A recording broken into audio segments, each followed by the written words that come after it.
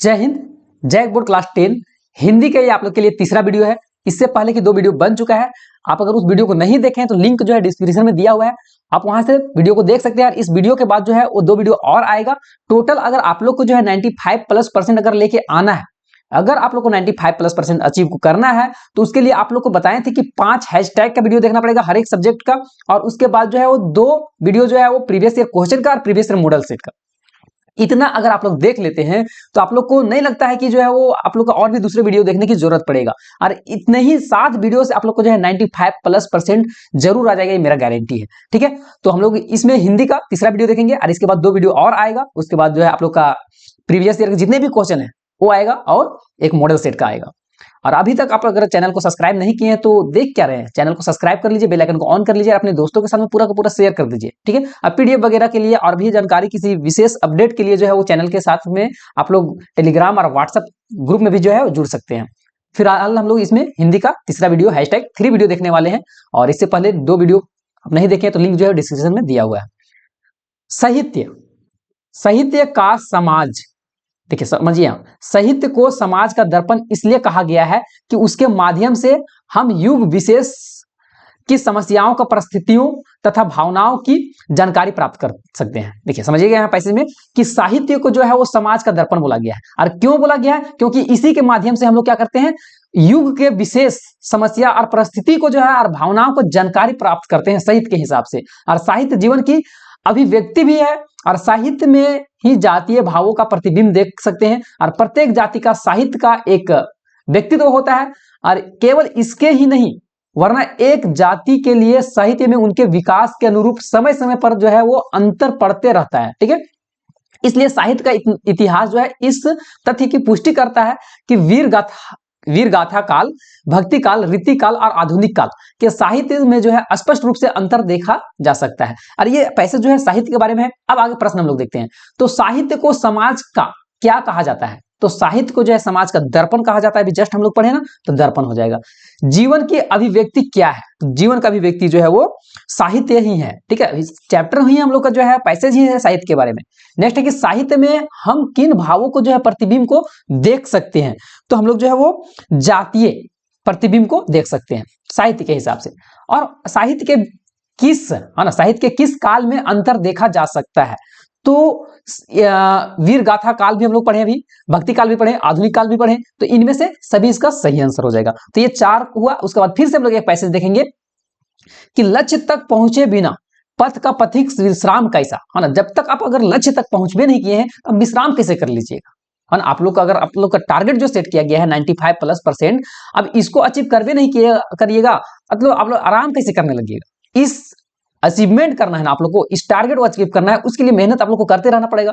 तो लक्ष्य तक जब तक आप नहीं पहुंचते हैं विश्राम आपको नहीं करना है।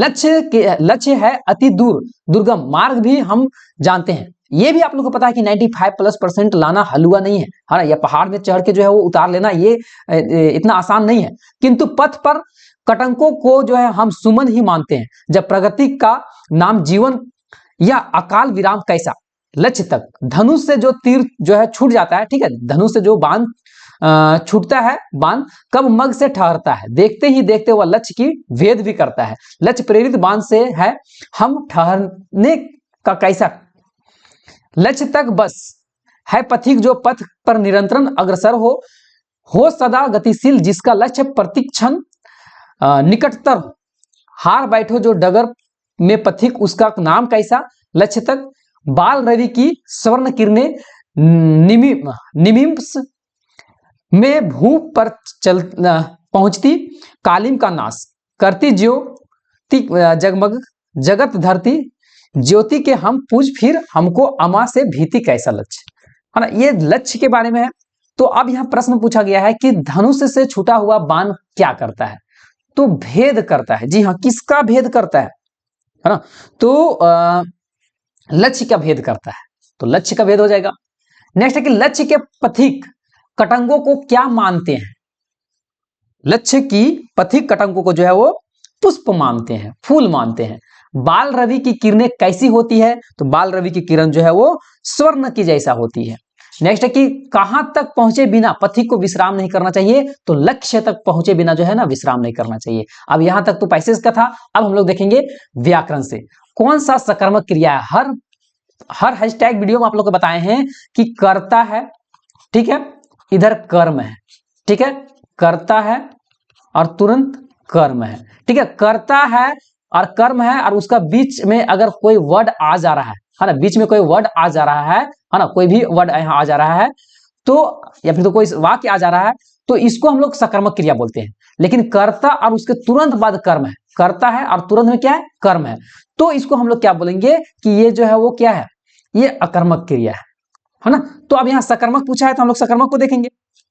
तो अब यहां देखना है कि राम करता है और चल रहा है, चलना कर्म है, लेकिन बीच में कार आ गया, चलाना जो है वो कर्म है। राम करता है, चलाना कर्म है, बीच में कार आ रहा है, मतलब ये क्या हो जाएगा, तो यही जो है वो सकर्मक क्रिया हो जाएगा, ठीक है। बाकी में देखिए कि कर्ता ये है, कर्म है, कर्ता कर्म तुरंत आ रहा है तो इसको हम लोग क्या बोलते हैं, अकर्मक बोलते हैं, ठीक है। वह सोता है, वह करता है और सोना कर्म है, तो दोनों जो है सामने सामने में है, तो इसको हम लोग क्या बोलेंगे, तो जी हाँ, इसको हम लोग बोलेंगे कि अकर्मक क्रिया है। बच्चा हंसता है, बच्चा करता है और हंसना कर्म है, तो दोनों के बीच में कोई नहीं आ रहा है, तो इसको हम लोग क्या बोलेंगे कि अकर्मक क्रिया है। सकर्मक क्या होता है, तो कर्ता और इधर कर्म और बीच में कोई वर्ड आ रहा है तो ही हम उसको सकर्मक बोलते हैं। तो इस ये देखिए, ये कोई डिफिनेशन नहीं, बस की एक ट्रिक्स है याद करने का। मैं खाली जगह आगरा जाऊंगा, सही अव्यय को यहां जो है वो भरना है, तो सही अव्यय जो हो जाएगा कल, है ना, मैं कल आगरा जाऊंगा। नेक्स्ट, निम्न में से कौन सा शब्द समुच्च बोधक अव्यय है, ठीक है। समुच्च बोधक अव्यय जो है दो जो है, जैसे कि अथवा है ना, अथवा हो जाएगा यहाँ सही आंसर।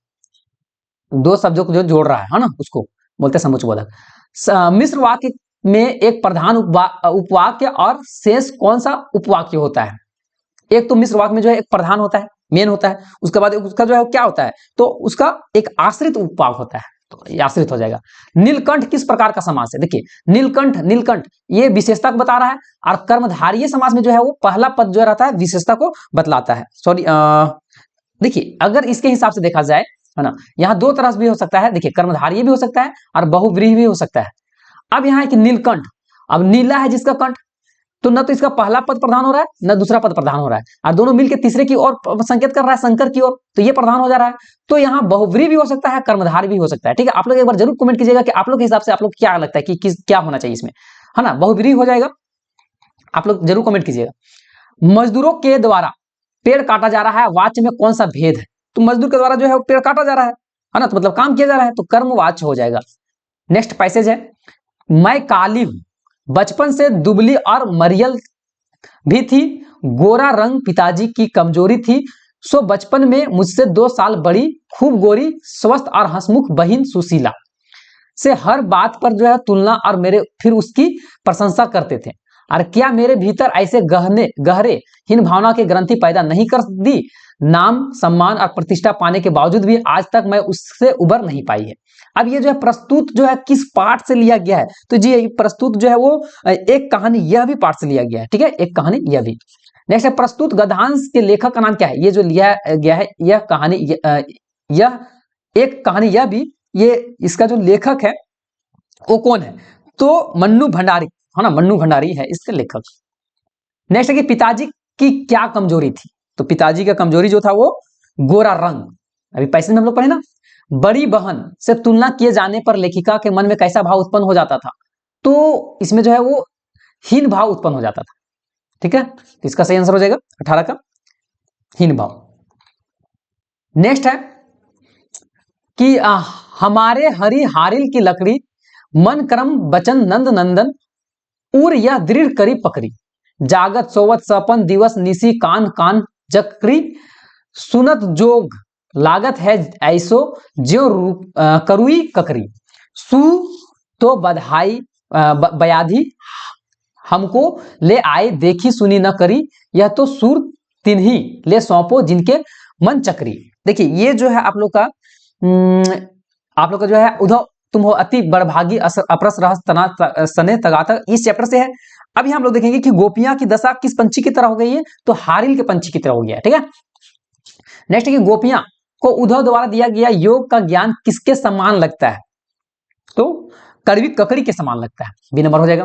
नेक्स्ट है कि गोपियां जागते सोते सपने में दिन रात किसका नाम जो है वो जपते रहते हैं, तो खाली और खाली कृष्ण कृष्ण कृष्ण कृष्ण, ठीक है, तो कृष्ण हो जाएगा। नेक्स्ट है कि यहाँ नंद नंदन किसे कहा गया है, तो यहाँ नंद नंदन जो है वो कृष्ण को कहा गया है, तो कृष्ण हो जाएगा। नेक्स्ट है बुक से है प्रश्न, सुभाष चंद्र बोस की प्रतिमा किस वस्तु से बनी हुई थी, अथवा नेताजी के चश्मा पाठ में नेताजी की प्रतिमा किस चीज से बनी हुई थी, तो ये बना हुआ था वो संगमरमर की पत्थर से। नेक्स्ट है कि जैनेन्द्र का कौन सा उपन्यास लेखिका को पसंद आया था, ठीक है, जैनेन्द्र का कौन सा उपन्यास जो है पसंद आया था, तो सुनीता। नेक्स्ट है कि बाल गोविंद भगत किनको साहब मानते थे, जी कबीर दास को जो है वो साहब मानते थे, और कबीर पंथी टोपी भी जो है पहने हुए रहते थे, है ना। परशुराम के गुरु कौन थे, तो परशुराम के गुरु जो थे वो परशुराम शिव थे, ठीक है, 26 का। नेक्स्ट है सूरदास की काव्य भाषा क्या है, सूरदास कौन सा भाषा में लिखा गया है, तो ये जो है ब्रज भाषा में लिखा गया है। नेक्स्ट है सांप से डरकर भोलेनाथ कहां शरण ली, तो माता की आंचल में, ठीक है। नेक्स्ट है कि गंगटोक नगर किस राज्य की राजधानी है, तो सिक्किम हो जाएगा। नेक्स्ट है मैया कौन सा तेल भोलेनाथ के सिर में डाल देती थी, तो कड़ुआ तेल जिसको बोलते हैं सरसों का तेल, ठीक है। तो ये 30 ऑब्जेक्टिव था। अब हम लोग सब्जेक्टिव की ओर बढ़ेंगे, और आप लोग को याद दिला दें कि आप लोग का जो है अचीवमेंट जो है वो लाना है, अचीव करना है क्या, तो 95+%। और इसके लिए क्या करना पड़ेगा, हैशटैग का 1 से लेके 5 तक का वीडियो देखना पड़ेगा, और उसके बाद जो है प्रीवियस ईयर क्वेश्चन और प्रीवियस ईयर मॉडल पेपर, ये चीज आप लोग को देखना पड़ेगा, जो कि जैक बोर्ड प्रिपरेशन चैनल के द्वारा आप लोग को हर एक चीज करवाया जाएगा, और 95+% लाना होगा। और जब आप लोग का रिजल्ट आ जाएगा तो प्लीज वीडियो बना के जरूर एक वो शेयर कर दीजिएगा कि किनका किनका जो है वो अपना अचीवमेंट जो है वो अचीव कर लिए, ठीक है। अब हम लोग देखेंगे सब्जेक्टिव की ओर। तो आगे है कि जगत और प्रकृति के साथ हमारा जीवन संबंध है, हम चेतना है और प्रकृति नितांत जड़, ऐसी भ्रांति हमें नहीं पालनी चाहिए। प्रकृति अत्यंत अंतरव भाव से मनुष्य की जीवन उसकी चिताओं व कार्यों से जुड़ी हुई है, और मनुष्य जो भी पाता है अपने पर्यावरण से ही पाता है, ठीक है। लेकिन हम धरती की संतान न रहकर लुटेरे बन गए हैं। E.F. सुमाकर ने स्मॉल इज अ ब्यूटीफुल पुस्तक में ये बोले हैं, स्थापना की है कि धरती की कोख से उत्खनन के जरिए हम अपने लिए किस प्रकार का संसाधन प्राप्त करके उसकी खपत करते जा रहे हैं। यह ऐसा है कि जैसे कि कोई अपनी पूंजी को बेचकर खाता जाए। जो कुछ भी है सब खा पीकर एक खोखली और उजाड़ पृथ्वी पर हम लोग आने वाली नस्लों के लिए छोड़े जा रहे हैं। यदि हमने अपनी जीवन शैली में ऐश्वर्य की भोग या लालसा को नहीं छोड़ी तो यह पृथ्वी जो है जीवन के चिन्ह से जो है वो रिक्त हो जाएगी। और यह जो है विचित्र विडंबना है, आज के जो है वैज्ञानिक युग के ज्ञान का संपन्न मनुष्य जो है जिस पर बैठा है उसे ही, जिस पेड़ पर बैठा है, जिस डाल पर बैठा है उसको ही जो है काट रहा है। सुख भोग में वह ऐसा अंधा हो चला है कि सामने खड़े भविष्य को भी देखकर जो है वो ऐसा मतलब देखकर भी जो है जैसे कि नहीं देखता, इस तरह से कर रहा है। मतलब ये जो है ना पैसेज इस चीज के बारे में है कि प्रकृति को आदमी लोग अंधाधुंध किस तरह से प्रयोग करते जा रहा है। अगर इस चीज को अगर नहीं रोकता है तो आने वाला समय में हम लोग जो है वो बहुत ही भयानक समस्या से जो है वो समस्या झेलना पड़ेगा हम लोग को। प्रश्न हम लोग देखते हैं कि प्रकृति के अंतरंग भाव से क्या तात्पर्य है। तो प्रकृति के अंतरंग भाव से तात्पर्य यह है कि प्रकृति हमारे जीवन के प्रायः हर एक पहलुओं से जुड़ी हुई है और हम सब कुछ प्रकृति से ही जो है प्राप्त करते हैं। आगे कि हम धरती की कोख से कौन सा संसाधन प्राप्त कर रहे हैं। तो धरती की कोख से हर एक चीज ले रहे हैं, ठीक है। हम धरती की कोख से उत्खनन के जरिए विभिन्न प्रकार के खनिज को जो है ऊर्जा संसाधन के रूप में जो है प्राप्त कर रहे हैं। E.F. सुमाकर ने कौन सी पुस्तक की रचना की है। Small is beautiful. जी, हम आने वाले नस्लों के लिए क्या छोड़ रहे हैं। तो आने वाले नस्ल के लिए हम लोग जो है खोखली और उजड़ी हुई पृथ्वी को छोड़ रहे हैं, ठीक है। नेक्स्ट है कि जगत और प्रकृति के साथ हमारा कैसा संबंध है। तो जगत और पृथ्वी के साथ हमारा जीवंत संबंध है। हम दोनों एक दूसरे के पूरक हैं। प्रकृति के बिना हमारा जो है अस्तित्व संभव नहीं है और प्रकृति हमारे लिए जो है वो जड़ नहीं, पूरी तरह से चेतन के रूप में है, ठीक है, जिसके साथ हम अभिन्न रूप से जुड़े हुए हैं। आगे है कि आज किस प्रकार मनुष्य अपना संपूर्ण विनाश की तैयारी कर रहा है। तो आज मनुष्य जो है वो अपने सुख भोग और में जो है ऐसा अंधा हो गया है कि सब कुछ जानते हुए भी अनजान बनकर जो है प्रकृति का जो संसाधन है उसको अंधाधुंध उपयोग कर रहा है, चारों ओर दुरुपयोग कर रहा है और खनिज का अवैध उत्खनन भी कर रहा है और वृक्षों की जो है अंधाधुंध कटाई भी कर रहा है, ठीक है। यह भविष्य के लिए जो है भयावह स्थिति है, बहुत ही खतरनाक स्थिति है। नेक्स्ट है कि आज का मानव सुख भोग में क्या हो चला है, तो आज का मानव सुख भोग में अंधा हो चला है, ठीक है। नेक्स्ट है कि पृथ्वी जीवन के चिन्हों से कैसी रिक्त हो जाएगी, तो हमने अगर अपना जीवन शैली को और ऐश्वर्य कोई भोग और लालसा को नहीं छोड़ते हैं तो पृथ्वी जीवन के जो है वो चिन्हों का रिक्त हो जाएगा, मतलब खाली हो जाएगा। अब आगे हम लोग खंड क में देख लेते हैं कि लेखिका के व्यक्तित्व पर किन किन व्यक्तियों का जो है वो और किस रूप में जो है प्रभाव पड़ा है, तो लेखिका के व्यक्तित्व में जो है वो निम्नांकित व्यक्तियों का प्रभाव पड़ा है। एक गोल्डन रूल आप लोग के लिए, जिस प्रश्न का उत्तर नहीं आ रहा है उसमें आप लोग उससे रिलेटेड चीज जो आता है उसको भरना है, खाली पेज नहीं छोड़ना है, ठीक है। शुरुआती 3 से 4 पेज जो है वो राइटिंग बहुत सुंदर रखना है, जो कॉपी जांच करेगा उसको ऐसा लगे कि कितना बढ़िया तेज तराज विद्यार्थी है, अच्छा नंबर देगा। लेकिन राइटिंग खराब रहेगा बिल्कुल नंबर नहीं देगा, पेज खाली रहेगा बिल्कुल नंबर नहीं देगा। तो मेरा बात मानिएगा कि आप लोग राइटिंग बहुत बढ़िया रखिएगा, और जो प्रश्न का उत्तर नहीं आता है ना, जिस प्रश्न का जो है वो उत्तर नहीं आता है उसमें जो है उससे रिलेटेड चीज आप लोग जो भी आता है उस चीज को भर सकते हैं, ठीक है। तो लेखिका के व्यक्तित्व पर किन किन व्यक्तियों का किस रूप में जो है प्रभाव पड़ा है, तो लेखिका के व्यक्तित्व पर निम्नांकित व्यक्तियों का प्रभाव पड़ा है। सबसे पहले तो उसका पिताजी का, ठीक है, पिताजी का प्रभाव क्या पड़ा है, तो लेखिका के व्यक्तित्व पर पिताजी का स्वभाव एवं आदतों का अप्रत्यक्ष रूप से गहरा प्रभाव पड़ा है। पिताजी के गोरे रंग के प्रति लगाव है, उसने लेखिका के अंदर हीन भावना की ग्रंथि पैदा कर दी, क्योंकि वह काली थी। जो लेखिका जो थी मन्नू भंडारी वो काली थी, और इसी हीन ग्रंथि के कारण लेखिका कभी कभी जो है उपलब्धि पर भरोसा नहीं कर पाती थी, और पिताजी के शक्की स्वभाव में जो है लेखिका के व्यक्तित्व पर प्रभाव पड़ा है, और उसके अपने स्वभाव में शक की झलक दिखाई देती है। दूसरा जो है उसकी जो प्रधानाध्यापिका जो थी शीला अग्रवाल, उसका भी प्रभाव पड़ा है। तो जब लेखिका 10वीं पास कर ली तो फर्स्ट ईयर में आई, तब उसका परिचय हिंदी के प्रधानाध्यापिका शीला अग्रवाल से होता है, और उन्होंने लेखिका को बाकायदा साहित्य दुनिया में जो है प्रवेश कराया, और साहित्य में रुचि उत्पन्न करने के लिए लेखिका को जो है लेखन की ओर जो है प्रेरित करने में शीला अग्रवाल का बहुत योगदान रहा था। लेखिका उनके साथ ही लंबी बहसें करती थी और काफी कुछ समझने का प्रयास भी करती थी, और शीला अग्रवाल लेखिका के साहित्य दायरा को बढ़ाया ही, और साथ में देश की जो है स्थिति को भी सक्रिय भागीदारी करने के लिए प्रेरित किया।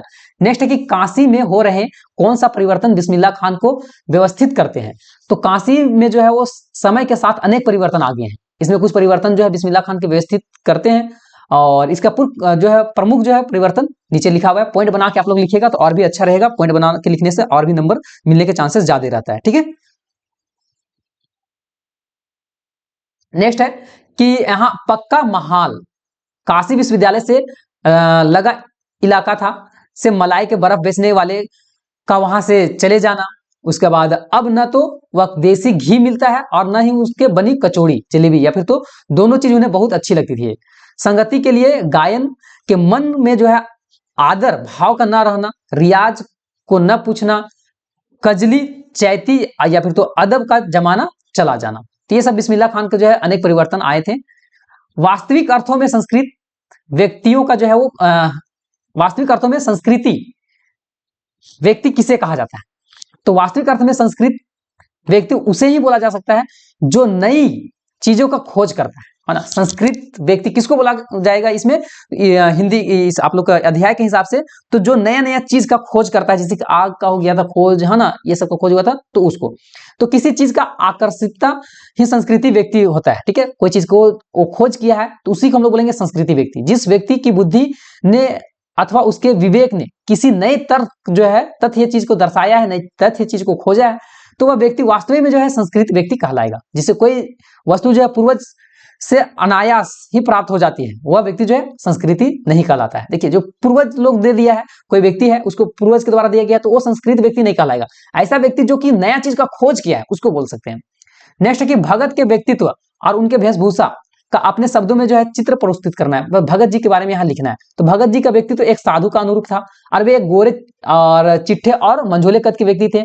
उम्र उनकी 60 वर्ष से ऊपर थी, और उनके बाल पके गए थे, और उनका चेहरा सफेद बालों से जगमग करते रहता था, और वे कपड़े बहुत कम पहनते थे, और उनकी कमर में जो है लंगोट रहती थी, और सिर पर जो है कबीरपंथी कनपट्टी टोपी रहता था। जाड़ आने पर जो है काला कंबल ओढ़ लेते थे, और उनके मस्तक में जो है वो रामानंदी चंदन चमकते रहता था, जो कि नाक के एक छोर से लेके जो है शुरू होता था और ऊपर की ओर चला जाता था। और वे जो है गले में तुलसी की जड़ों की एक बेडोल माला भी बांधे रखते थे, और इस वेशभूषा में उनका व्यक्तित्व जो है वो साधु की तरह दिखता था। नेक्स्ट कि कवि ने जो सुख स्वप्न में देखा है उसे कवि ने किस रूप से अभिव्यक्त किया है।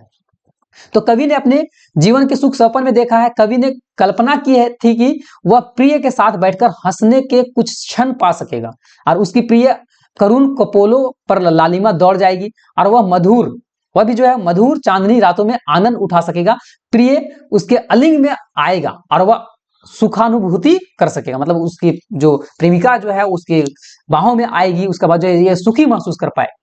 गोपियों के द्वारा जो है वो उद्धव को भाग्यवान कहने का क्या व्यंग है।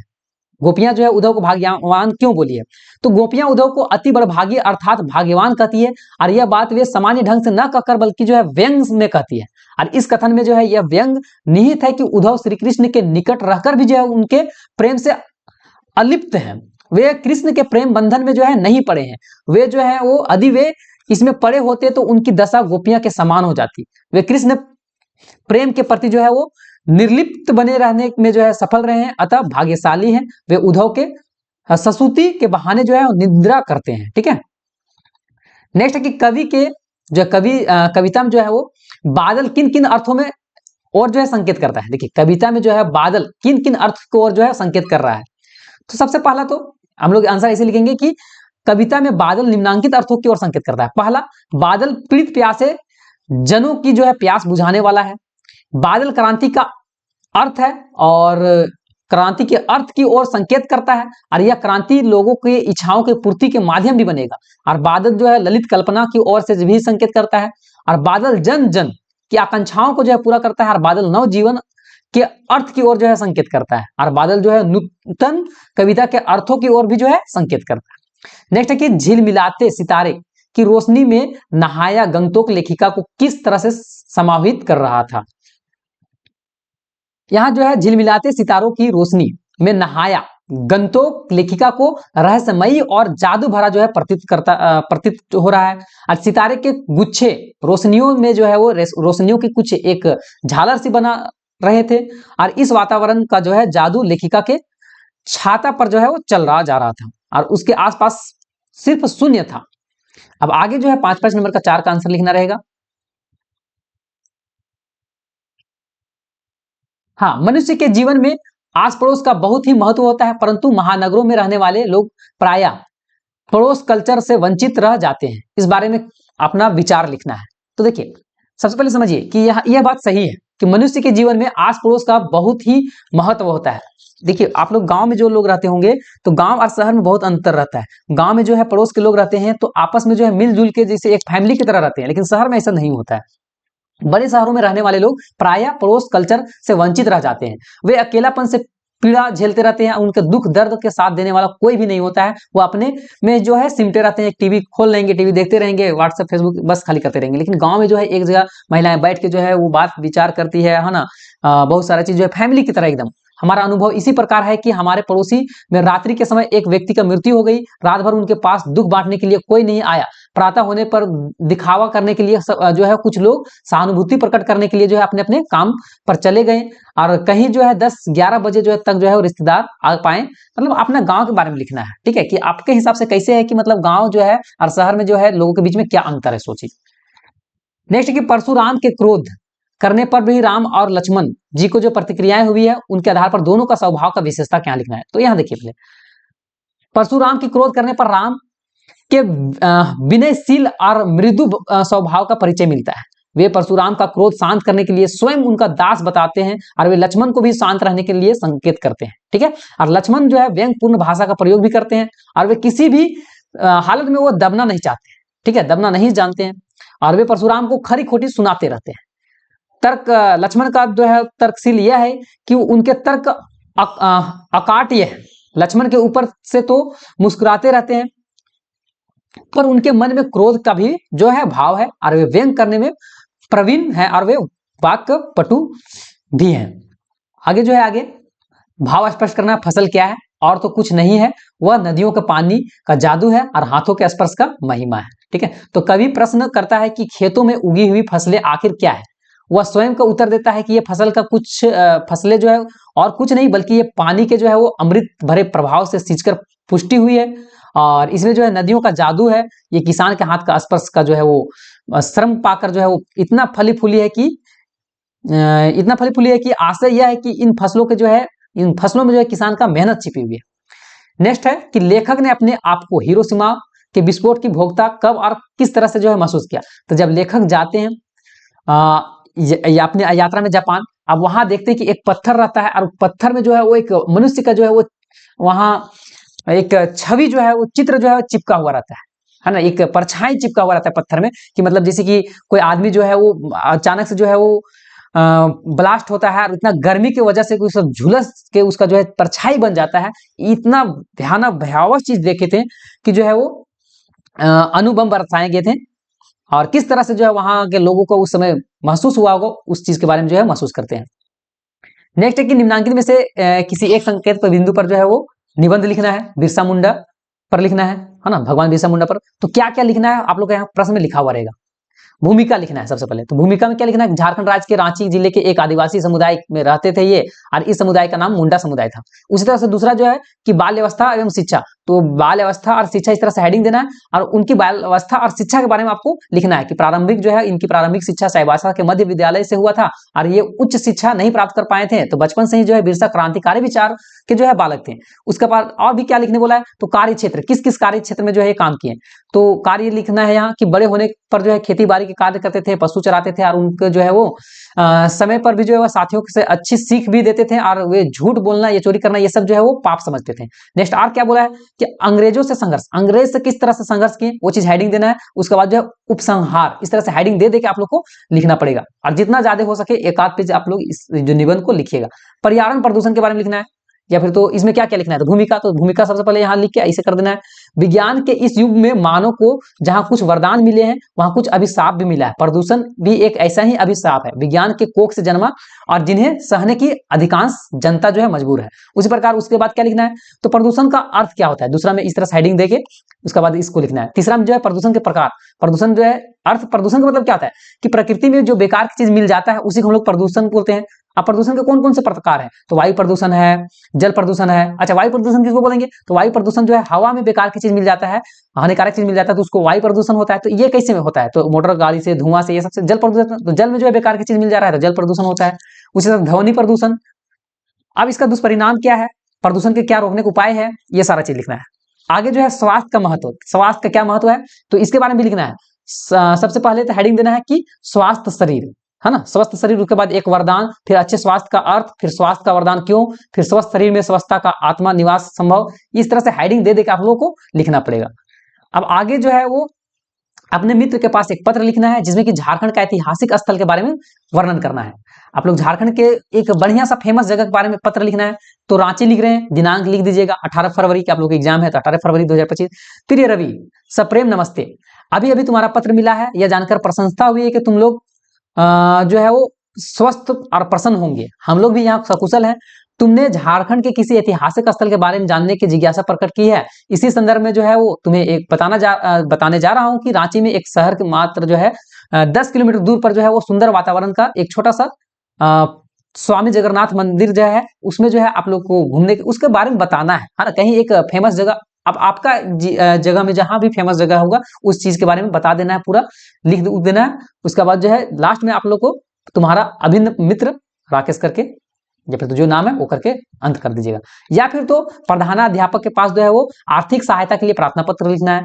तो सेवा में श्रीमान या प्रधानाध्यापक महोदय, आप लोग का स्कूल का नाम, ठीक है, दिनांक, विषय, तो आर्थिक सहायता प्राप्त करने के संबंध में महाशय। और उसके बाद जो चीज आप लोग को आर्थिक सहायता चाहिए, आप लोग का फी कम करवाना हो या फिर तो कोई हॉस्टल वगैरह चाहिए, जो चीज भी जो है उस चीज को आप लोग यहाँ पूरा लिख दीजिएगा, आप लोग जो समस्या है ना। उसके बाद आप आज्ञाकारी छात्र लिख के आगे आप लोग क्लास वगैरह रोल नंबर डाल दीजिएगा। नेक्स्ट है कि छात्रों के जो है छात्रों में खेल के प्रति रुचि बढ़ाने के लिए लगभग 50 शब्द में जो है विज्ञापन तैयार करना है। विज्ञापन के लिए तो एक प्रश्न आएगा, तो खेलेगा इंडिया, जीतेगा इंडिया, खेल ही सबसे उत्तम व्यायाम है। छात्रों में खेल के प्रति रुचि और उनके खेल की प्रतिभा को बढ़ाने के लिए भारत सरकार की ओर से सभी विद्यालयों में खेल महोत्सव का आयोजन हो रहा है। बढ़ चढ़ के इसमें भाग लें, खूब खेलें, स्वस्थ रहें, विजयी बने। झारखंड सरकार द्वारा जनहित में जारी।